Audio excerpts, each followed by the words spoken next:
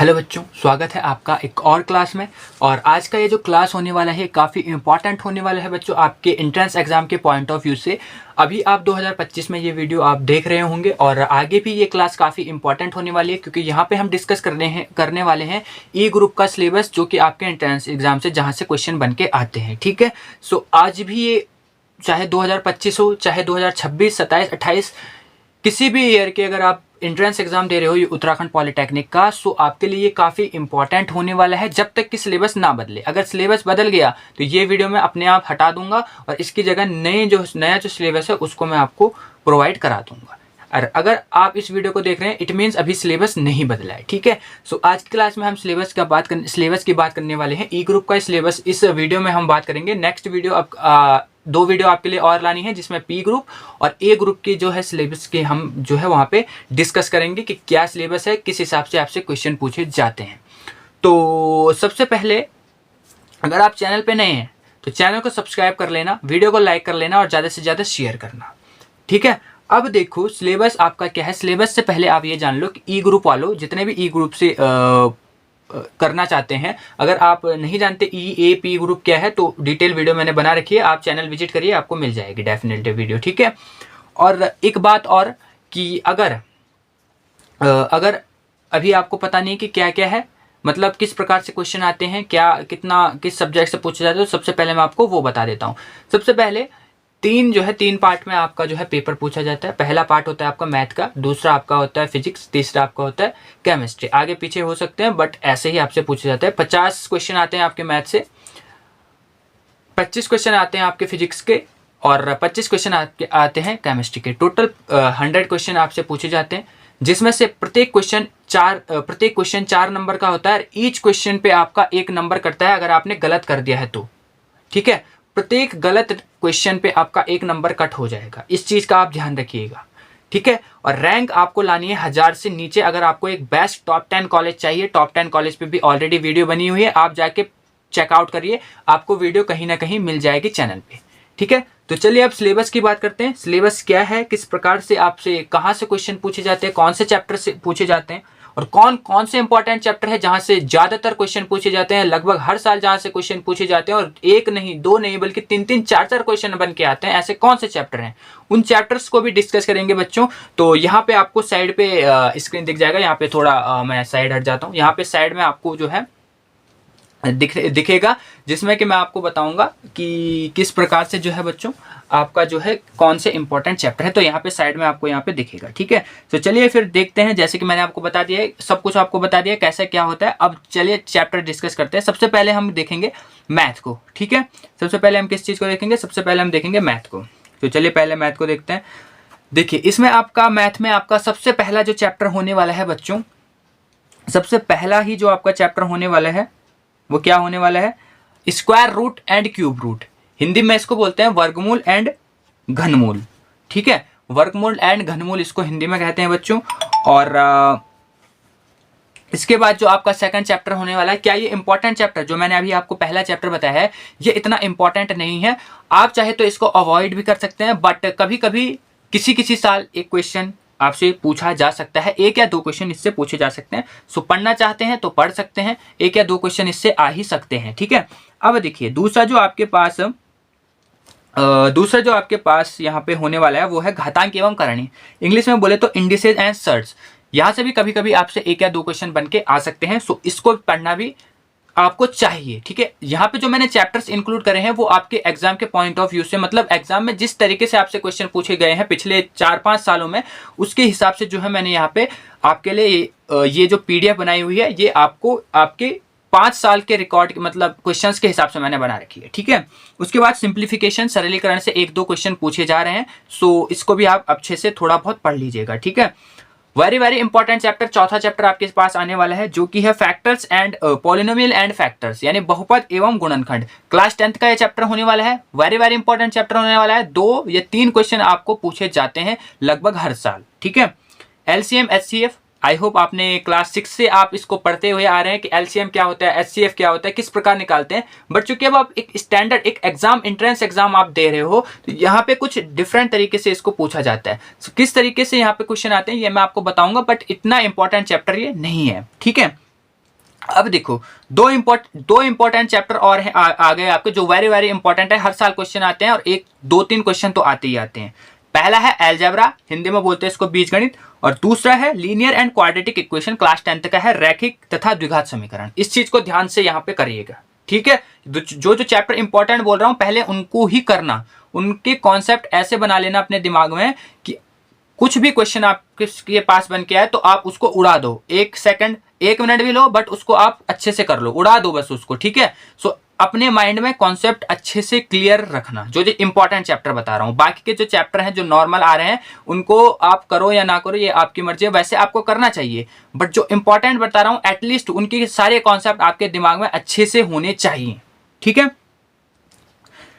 Logarithm 1 या 2 question पूछे जा सकते हैं। इससे संबंधित मैं आपको बताऊंगा कि लॉगरिथम से किस प्रकार से कॉन्सेप्ट के क्वेश्चन बन के आते हैं और कौन कौन से क्वेश्चन आए हुए हैं पिछले साल में, ये भी हम डिस्कस करेंगे। जैसे कि हमारी सीरीज चलती है PYQ के प्रीवियस ईयर क्वेश्चन के बेस पे हम पूरी सीरीज लाते हैं, सो अच्छे से हम उसको करेंगे, ठीक है।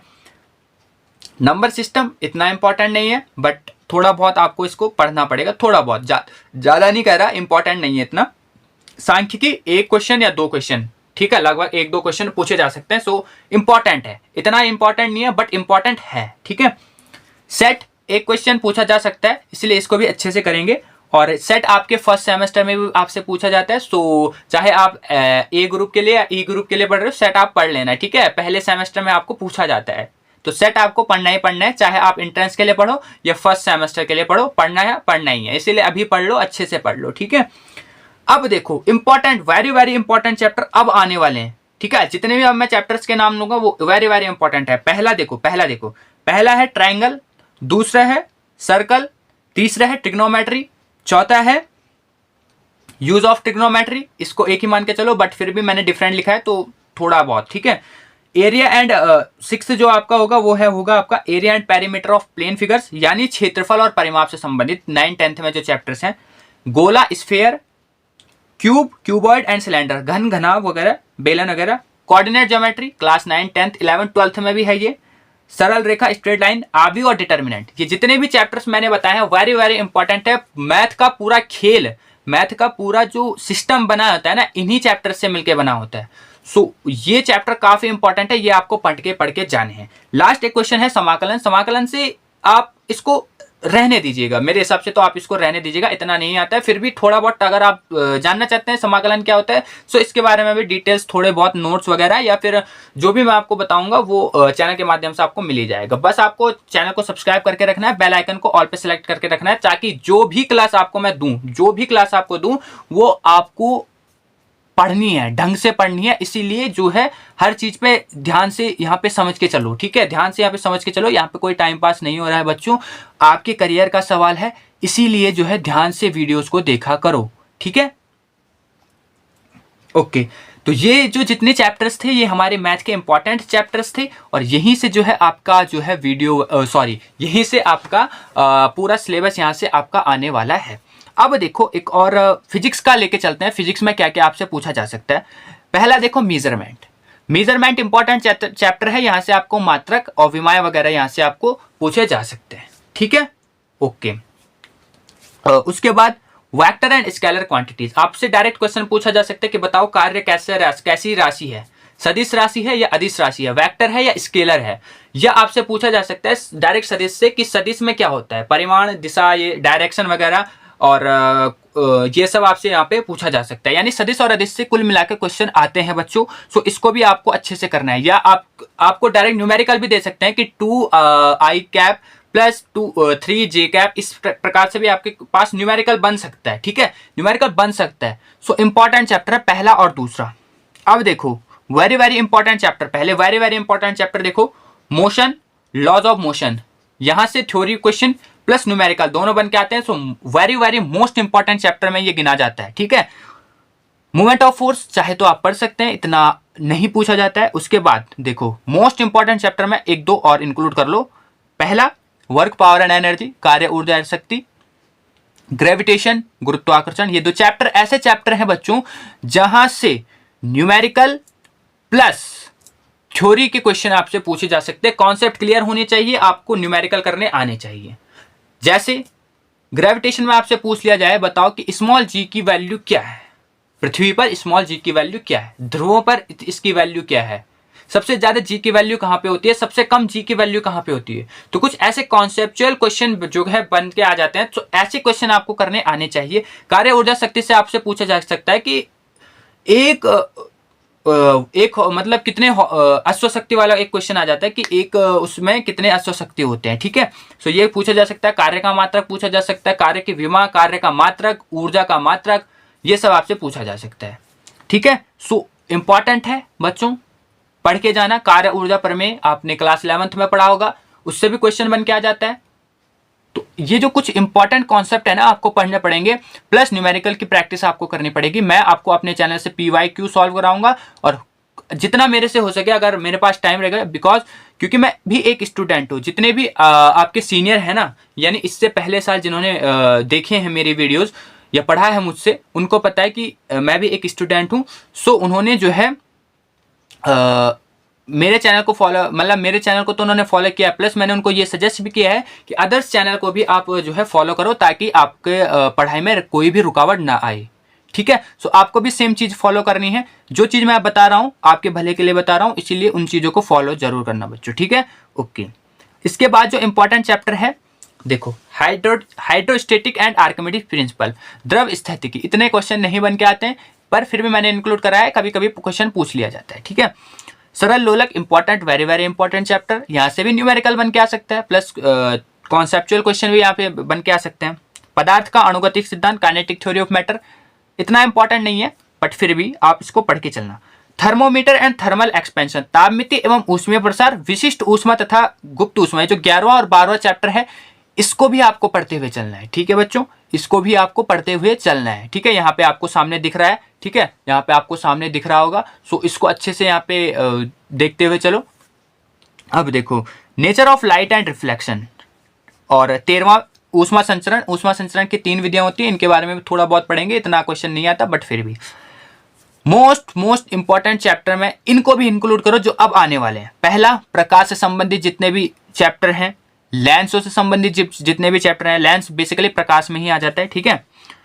और वैद्युत घटनाओं का परमाणु, यानी विद्युत से संबंधित जो भी चैप्टर आपके पास आने वाला है, चुंबक से संबंधित जो भी आपका चैप्टर है, बेसिकली 11th और 12th के सारे जितने भी विद्युत, प्रकाश और चुंबक से संबंधित जितने भी चैप्टर हैं, सबको आपको करना है, चाहे वो प्रत्यावर्ती धारा हो, चाहे वो कुछ भी हो, सारे मोस्ट इंपॉर्टेंट में गिने जाते हैं बच्चों, इसीलिए इनको ध्यान से पढ़ते हुए चलना, ठीक है। सो ये यहाँ पे हमारा ओम्स लॉ वगैरह हो गया, प्रतिरोध हो गया, ये सब हो गया, ये सब जितने भी विद्युत से रिलेटेड चैप्टर हैं, चुंबक से रिलेटेड चैप्टर हैं, प्रकाश से रिलेटेड चैप्टर हैं, सब आपको मोस्ट इंपॉर्टेंट में काउंट होते हैं। यहीं से पूरा फिजिक्स का खेल, यहीं से, यानी पूरा फिजिक्स का जो सिस्टम तैयार हुआ है, जैसे मैथ में मैंने आपको बताया था, सेम उसी प्रकार यहाँ पे ये भी है, ठीक है।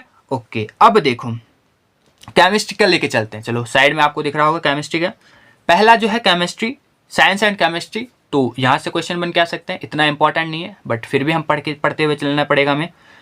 Matter, laws of chemical combination, atomic structure, very very important chapter है बच्चों आपका, very very important atomic structure, इसको पढ़ते हुए चलना है।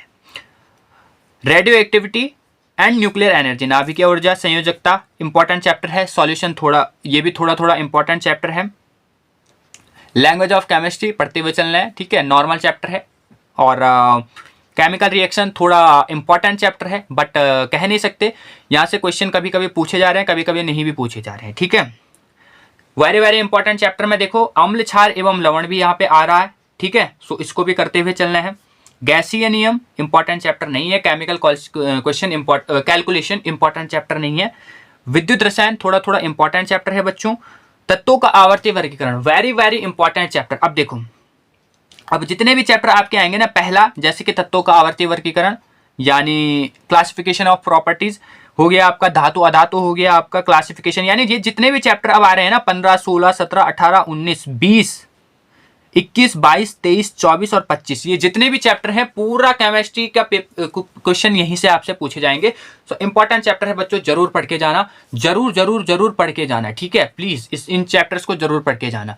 जो जो चीजें मैंने आपको बताई है उनको अगर आप अच्छे से फॉलो करोगे, अच्छे से पढ़ोगे इन चैप्टर्स को, आपका ई ग्रुप का पेपर आराम से निकल जाएगा। और आपने ध्यान दिया होगा ये सारे 9, 10, 11, 12 के चैप्टर हैं, इसलिए अगर आपने 9, 10, 11, 12 अच्छे से पढ़ा है तो आपका बेड़ा पार हो जाना है। ये मैं आपसे कह रहा हूं। आपकी रैंक 500 भी आ सकती है, आपकी रैंक 600 भी आ सकती है, आपकी रैंक 1000 से नीचे आ जाएगी अगर आपने ये अच्छे से पढ़ा है क्लास 9, 10 और 11, 12 में। तो ठीक है, बस इतनी सी आपने पढ़ाई करनी है, आपका जो है पॉलिटेक्निक निकल जाएगा, ठीक है। सो ये जो चैप्टर्स है आपको इनको पढ़ना है, इनका पीडीएफ आपको टेलीग्राम पे मिल जाएगा बच्चों।